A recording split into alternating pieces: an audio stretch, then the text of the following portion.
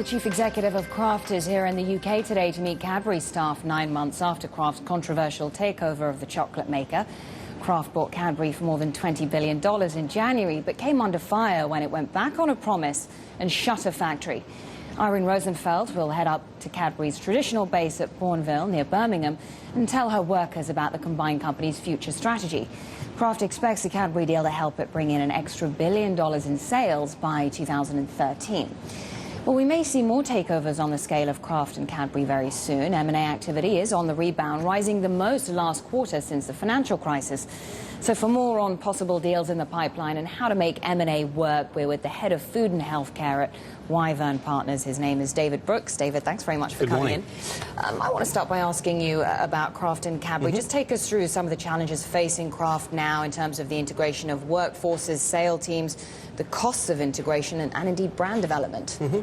Well, Kraft Cadbury is a really good example of the challenges facing any corporate in today's market. It's about growth. How do you grow your business in pretty much flat markets around the world, apart from Asia and Brazil? And my understanding of the Cadbury-Kraft deal was really it was driven by product development and product growth, so not very much about cost cutting. Yes, I know that a number of senior executives have gone at Cadbury, but it's really about growing brands and growing market share around the world. So the challenge facing Kraft is really how to really leverage the Cadbury brands around the world. So it's quite different to some M&A activity, which is focused on the cost-based side. The Unite Union, which campaigned against the sale of Cadbury, they are continuing to push for laws preventing the hostile takeover of healthy UK companies, perhaps suggesting that in the future M&As, deals of this kind may become more difficult, less straightforward? The UK has been pretty sanguine, as you know, many years about that, and there's been a lot of talk about a Cadbury law which might prevent UK PLCs being taken over. But sterling is still relatively weak, and even in recent weeks we've seen chloride go to an American buyer, and I think over the next couple of years we're going to see more UK companies acquired by foreign acquirers, Chinese, Indian, American. I think the chance of a Cadbury law coming in are unlikely. And is the global rise in M&A activity that we've seen recently set to continue? There are some good trends. I mean, clearly there's still a distressed M&A. The banks are still holding, particularly in the UK, a lot of distressed assets. So that's going to carry on at more like cheaper prices rather than not.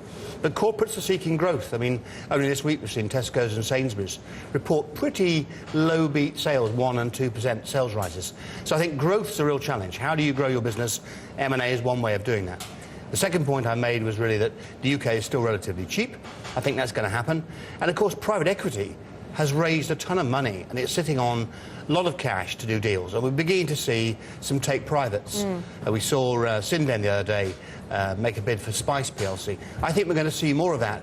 Corporates and venture capitalists and private equity looking at cheaper, slightly undervalued assets. When we speak about trends in M&A, are we seeing changes in the way companies fund deals? You're saying that banks are in distress, therefore less likely to lend, but we're also seeing many companies sitting on a great deal. They've got a great deal of cash just sitting there on their balance sheets, which I guess are now more willing to spend.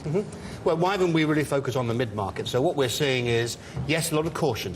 So a lot of thoroughness now. So if corporates, even sitting on cash, are doing M&A, they're being very thorough, very thoughtful, very clear as to why they want to do the deal. If it's strategic, is it a cost-cutting deal, is it about synergies, and particularly cross-border, whether the language barriers, the cultural barriers, people are being much more thorough. So the deal time from thought to execution has probably doubled over the last 12 or 18 months. David Brooks, thank you so much for putting that into some perspective for us. Great.